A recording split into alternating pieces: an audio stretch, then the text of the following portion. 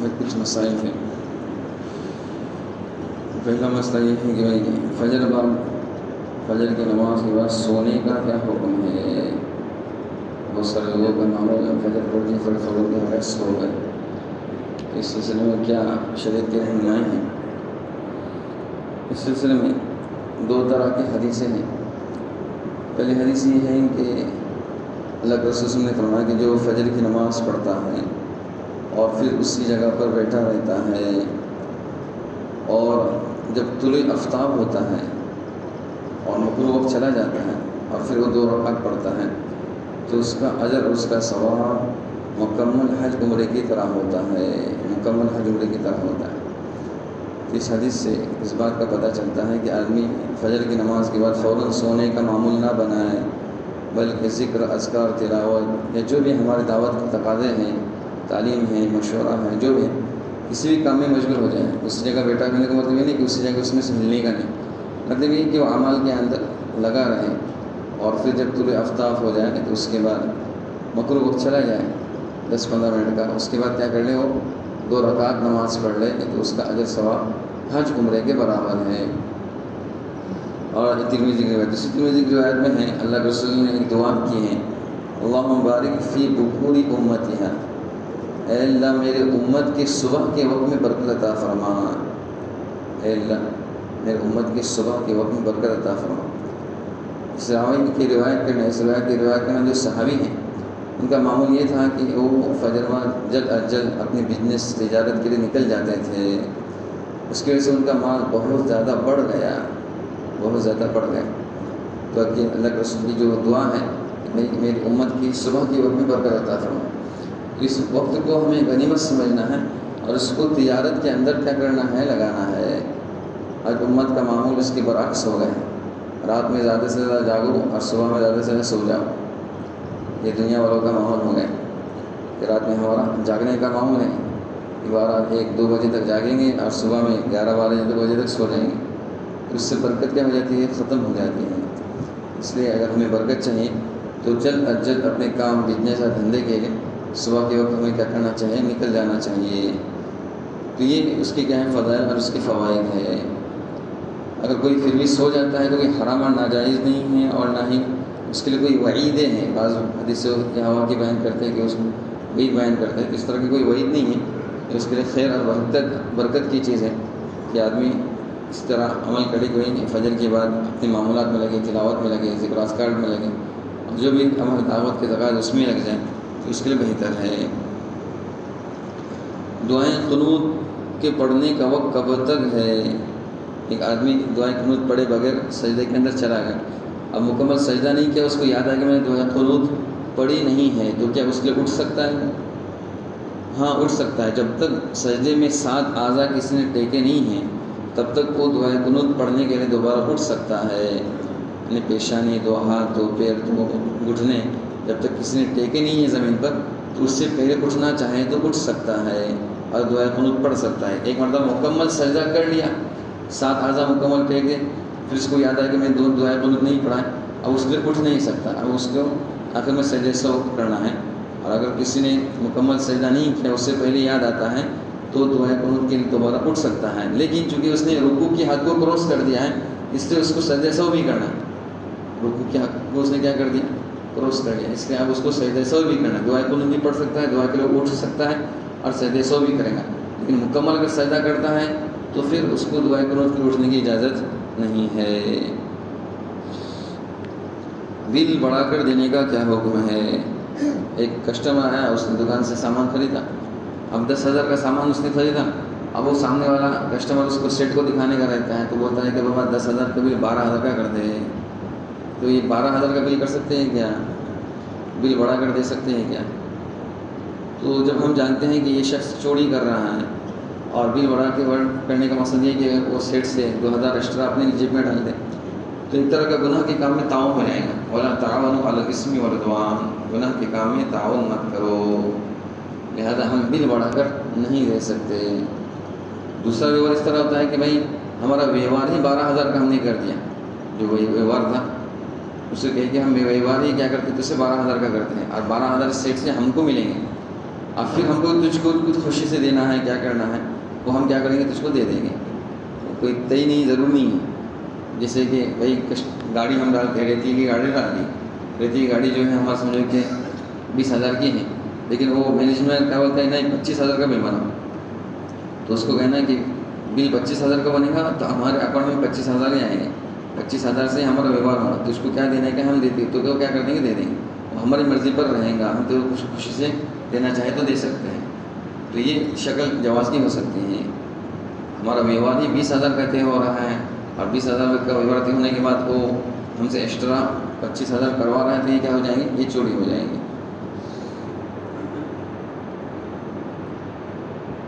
چپل کسی کو 1 ماہ کے بعد مل گئے تو اب اس کو پہننے کا کیا حکم ہے، اس کو لے سکتا ہے کہ نہیں لے سکتا ہے؟ ایک صاحب کی چپل گم ہو گئے تھے اور 15 دن 20 دن 1 مہینہ ہو گیا، اب پھر اس کی کیا ہو گیا، چپل وہاں پر دکھائی دی ہے اور اس نے دل میں نیت کی تھی کہ میں نے وہ چپل صدقہ کر دی، کیا کر دی، دل میں نیت کیا کہ اب ملی نہیں، مری مرغی اللہ کے نام، اس نے کیا کہ صدقہ کر دی، تو اب وہ لے سکتا ہے کہ نہیں؟ تو اگر اس نے زبان سے وہ الفاظ نہیں کیے، چونکہ وہ صدقے کے لیے زبان سے اگر الفاظ کہا یا کسی کو ہدیہ کیا ہے، اس طرح کی کیے ہیں، زبان سے کہا ہے تو پھر وہ سمجھیے کہ کیا کرے، اللہ کے لیے چھوڑ دو۔ اگر زبان سے نہیں کہا ہے، کسی کو فکس نہیں دیا ہے اور اس کی چپل وہ چیز کیا ہو رہی ہے وہاں پر دکھائی دے رہے ہیں، تو پھر وہ لے سکتا ہے، وہ خود پہن سکتا ہے۔ تحیۃ المسجد مکروہ وقت میں پڑھنے کا کیا حکم ہے؟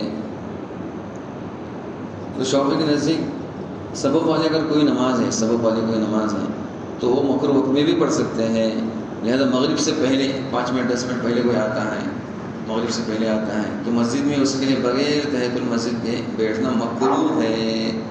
بخاری شریف کے حدیث میں اللہ کے فرمایا اذا دخل احدکم المسجد فلیرکع رکعتین قبل ان یجلس، جب بھی کوئی شخص مسجد میں آئے تو اس کو 2 رکعت نماز پڑھنا ہے بیٹھنے سے پہلے، اگرچہ جمعہ کا خطبہ کیوں نہ ہو، جمعہ کا خطبہ ہو رہا ہے، بیان ہو رہا ہے تو لوگ آگے سیدھے کے وجہ بیٹھ جاتے ہیں۔ شافعی میں بیٹھنا مکروہ ہے، حنفی کے اندر نہیں پڑھ سکتے مکروہ وقت میں خطبہ کے وقت، لیکن شافعی کے اندر بیٹھ کے ہی ہم کو کیا کرنا ہے، نماز پڑھ کے ہی بیٹھ جانا ہے، الا کہ کوئی اس کو عذر ہے، شدید عذر ہے، کسی کام میں مشغول ہے یا اچانک کوئی تقاضا ہے یا مشورہ ہے، اچانک بیٹھ گیا، موقع ہی نہیں اس کو، تو ایسی صورت میں 4 مرتبہ تیسرا کلمہ پڑھ لے گا، سبحان اللہ الحمدللہ ولا الہ الا اللہ واللہ اکبر لا حول ولا قوۃ الا باللہ، یہ 4 مرتبہ کیا کر لے، پڑھ لے اور پھر کیا وجہ بیٹھ جائے، لیکن حتی الامکان نماز پڑھنے کی کوشش کریں۔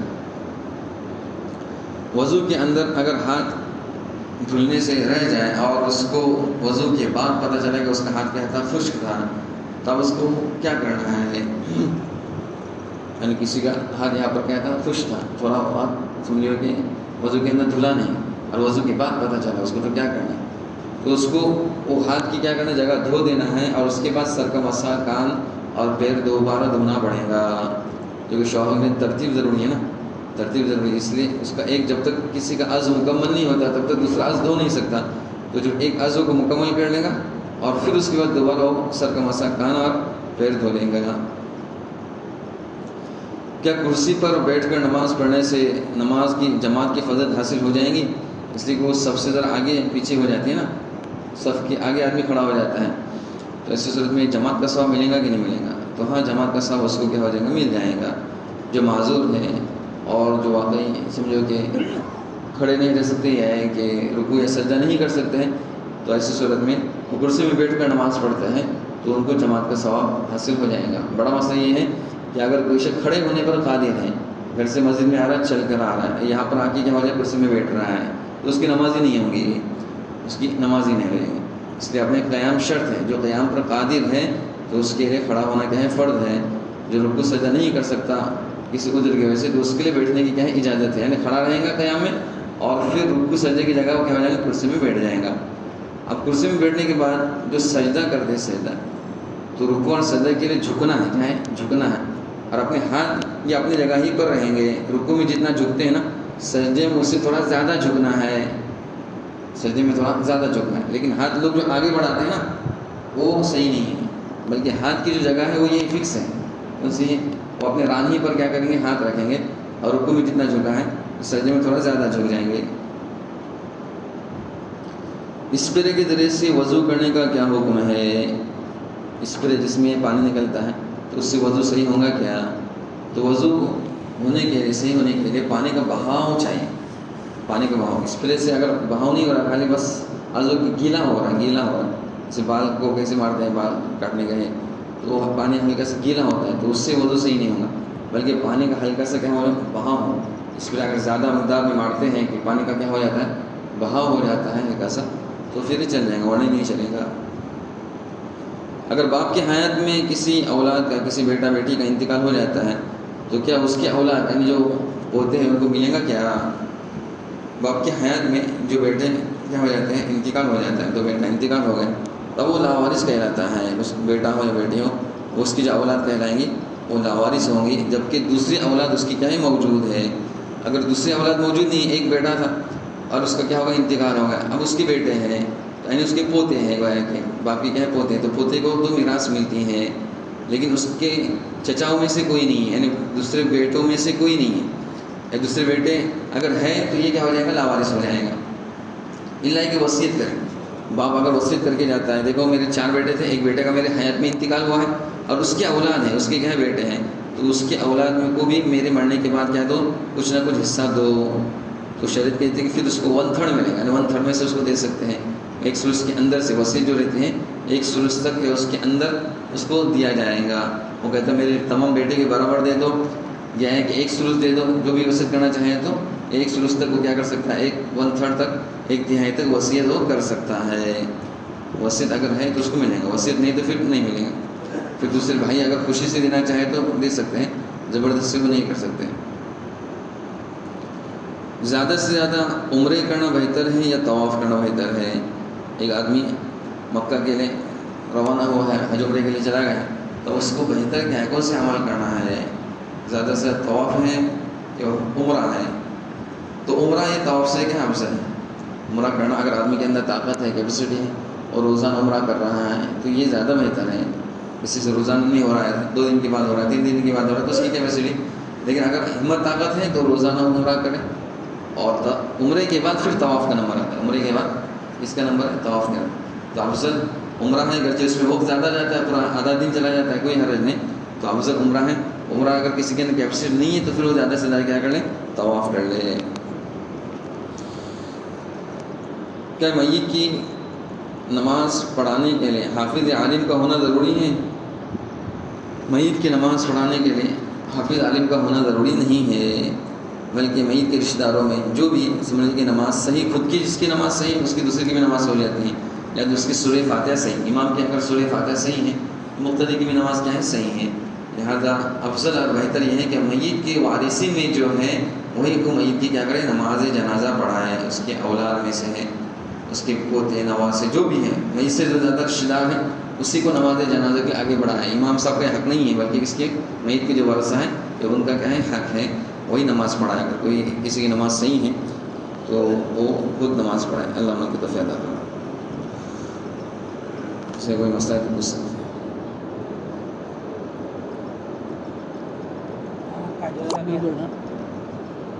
کوئی بھی مسلمان ہے ایسا تو وہ نکاح پڑھے گا اپنا امام کو سیاہ لڑکی سے یا بوڑھی لڑکی سے پڑھانا چاہتا ہے، مطلب اس کا شرط کیا ہے کہ دونوں اپنے اپنے عقائد پر قائم نہیں، نکاح کرنا نہیں چاہیے، کیا تو جائز ہوگا. اپنے امام صاحب نکاح پڑھے بوڑھی لڑکی سے، دونوں کے اندر شرط ہے کہ تو تیرا مذہب پڑھ، میں میرے نماز میں عقیدے میں پڑھوں.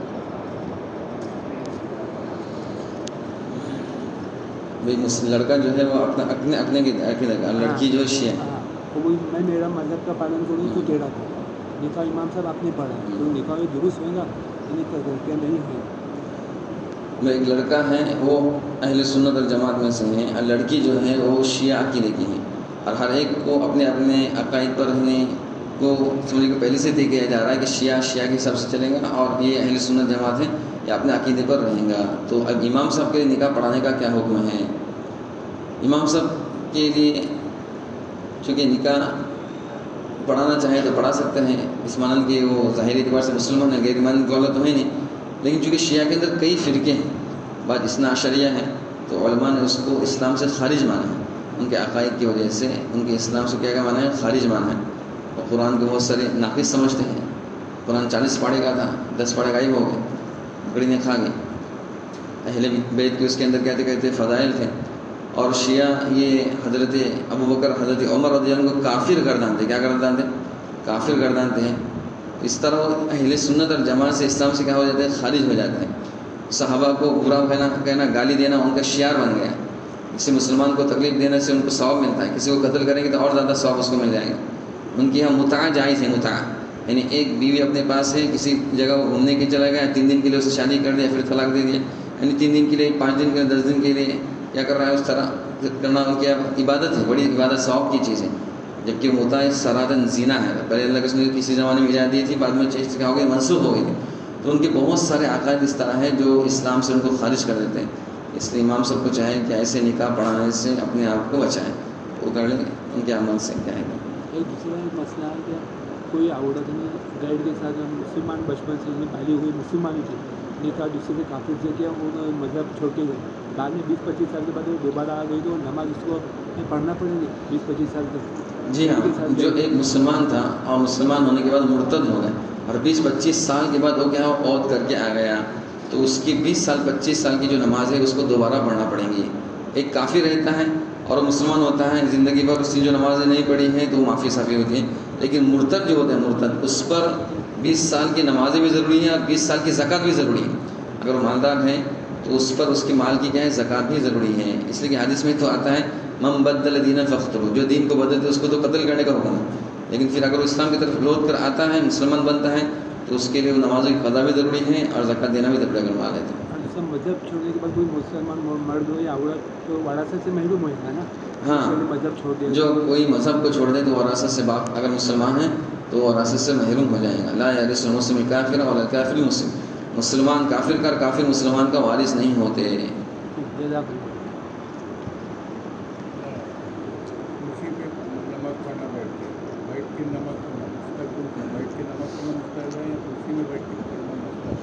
بیٹھ کر اگر کسی کو اجازت ہے کہ بھئی وہ بیٹھ کر نماز پڑھ سکتا ہے، قیام نہیں کر سکتے، رکوع سجدہ نہیں کر سکتا، تو بیٹھنے میں کوئی پابندی نہیں، چاہے کرسی میں بیٹھے چاہے زمین پہ بیٹھے، وہ ایک ہی چیز ہے. وہ کرسی پہ بھی بیٹھ سکتا ہے اور نیچے بیٹھنا چاہے نیچے بیٹھ سکتا ہے. یہ اس کے لیے جو آسانی ہو کر لیں. ایسا یہ نہیں کہ بھئی کرسی پہ بیٹھنا ہے، معیوب ہے، نیچے کی بیٹھنا چاہے، ایسا کوئی مسئلہ نہیں. اس کے لیے جو سہولت ہے کر سکتا ہے. مسئلہ قیام کا ہے. اپنے سجدے سے زیادہ بہتر قیام ہے. وہ نیچے بیٹھتا ہے تو کھڑا ہو سکتا ہے کیا؟ کھڑا بھی رہ سکتا ہے، کھڑا بھی رہ سکتا ہے، سجدے بھی کر سکتا ہے. پھر کیا بیٹھیں گا کہیں کا اس میں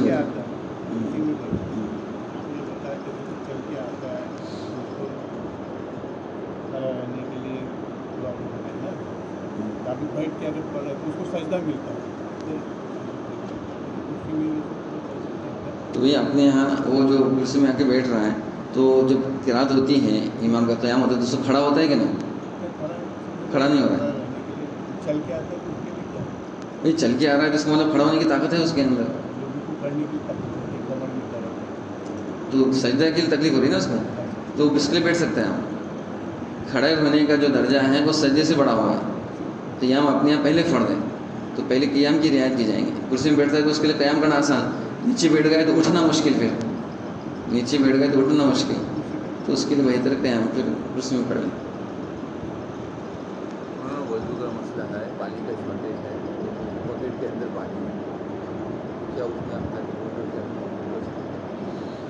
بھائی بالٹی وغیرہ ہیں اس میں ہاتھ ڈال کر وضو کرنے کا کیا حکم ہے؟ کر سکتے ہیں. بہتر یہ ہے کہ بھائی چمبو سے آدمی کیا کر لے، چمبو لے اور باہر کیا کر لے، وضو کر لے. لیکن اگر کسی کو اگر سمجھو کہ پانی سمجھو کہ کم ہے، بالٹی کے اندر ہے اور اس میں سے کیا کر رہا ہے، چلو لے رہا ہے، تو اس میں یہ اصل چیز ہے کہ غرفہ چلو کی نیت سے آدمی پانی لینے کی نیت سے کیا کر لے، پانی لے، وضو کی نیت سے نہیں، بلکہ پانی نکال رہا ہوں میں، پانی کیا کر رہا ہوں اس میں سے نکال رہا ہوں اور پھر باہر کیا کر رہا ہوں، نیت کر رہا ہے. تو اس طرح چلو نکالنے کی نیت سے وہ پانی نکالے اس میں سے، تو پانی نیچے کا مستعمل نہیں ہوگا اور فرض طہارت میں شمار نہیں کیا جائے گا. اس کو پانی اپنی حالت پر کہہ رہے ہیں باقی نہیں. چلو نکالنے کی نیت کرے. ایک مرتبہ اس کا چہرہ ہاتھ دھل گئے تو پھر وہ پاک ہو گیا، پھر تو ڈائریکٹ مسئلہ نہیں، سر کا مسئلہ ہے، پیر ہے، تو مسئلہ نہیں. وہ ہاتھ پاک ہونے سے پہلے وہ چلو کی نیت کرنا پڑتا ہے کہ میں کیا کروں، پانی کا چلو لے رہا ہوں، وضو نہیں کر رہا سر.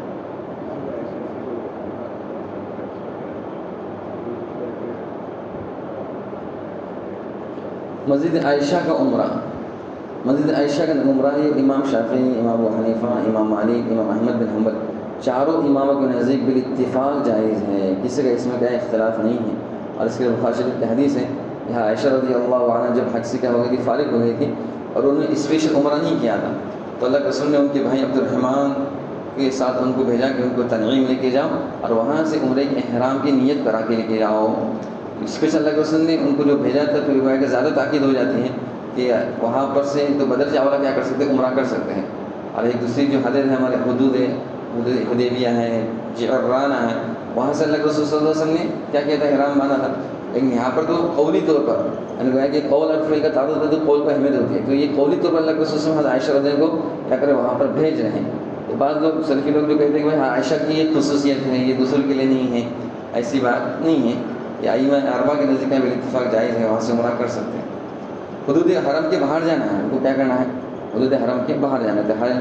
جو تنعیم ہے یہ حدود حرم کے باہر کی جگہ ہے، تو کہاں پر بھی جائے، حدود حرم کے باہر۔ اب عرفہ میں جائے وہاں سے بھی کر سکتے ہیں عمرہ، حدود حرم کے باہر ہے۔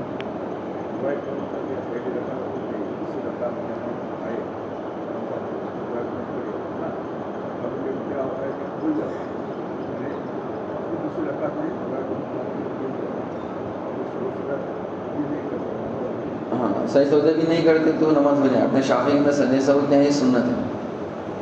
ہم نے دعائیں قنوت جو پڑھی ہیں تو امام کے ساتھ پڑھے اور اتباعاً پڑھی، چونکہ اصل دعائیں قنوت کا جو وقت دوسری رکعت کے رکوع کے بعد ہے، تو ہم کو بھی پڑھنا ہے۔ امام صاحب کے ساتھ ہم کو ایک رکعت چونکہ ہمارے گئی تھی، دوسری رکعت کے اندر ہم کو مل گئی دعائیں قنوت، تو ہم کو امام صاحب کے بھی ساتھ بھی پڑھنا ہے اور الگ سے بھی ہم کو پڑھنا ہے۔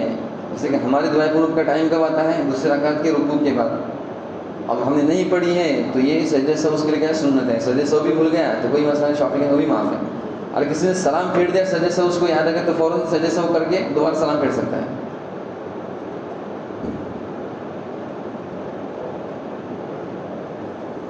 نماز شروع کرنے کے پہلے اعوذ باللہ من الشیطان الرجیم پڑھ سکتے ہیں؟ نماز شروع کرنے سے پہلے اعوذ باللہ شیطان الرجیم پڑھنے کا کوئی ثبوت نہیں ہے، لہذا نماز سے پہلے اعوذ باللہ نہیں پڑھنا، کچھ نہیں پڑھنا۔ نیت سے پہلے نہ اعوذ باللہ ہے نہ بسم اللہ ہے۔ نماز کے بعد جب سورہ فاتحہ پڑھیں گے اس وقت اعوذ باللہ شیطان بسم اللہ پڑھنا ہے، نماز سے پہلے کچھ نہیں پڑھنا۔ لوگ زیادہ کر کے پڑھتے اعوذ باللہ، بول دو برابر تو وہی نماز سے پہلے نہ اعوذ باللہ ہے نہ بسم اللہ، کچھ نہیں، سیدھا نیت کر کے نماز کے اندر کیا ہونا، داخل ہو جانا ہے۔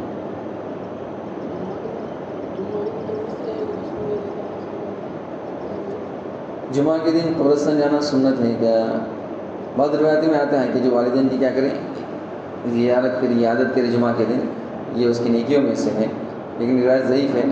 اگر کوئی کرتا ہے تو کوئی منع نہیں ہے، لیکن تخصیص نہ کریں، کوئی سی بھی وقت کیا ہو جائے، بہتر ہے کہ زور القبور فإنها تذکر الآخرة، قبروں کی آدمی کہہ رہے ہیں زیارت کرے، آخرت کی یاد دہانی کراتی ہے، تو کسی وقت بھی چلے جاتے ہیں حرج نہیں ہے۔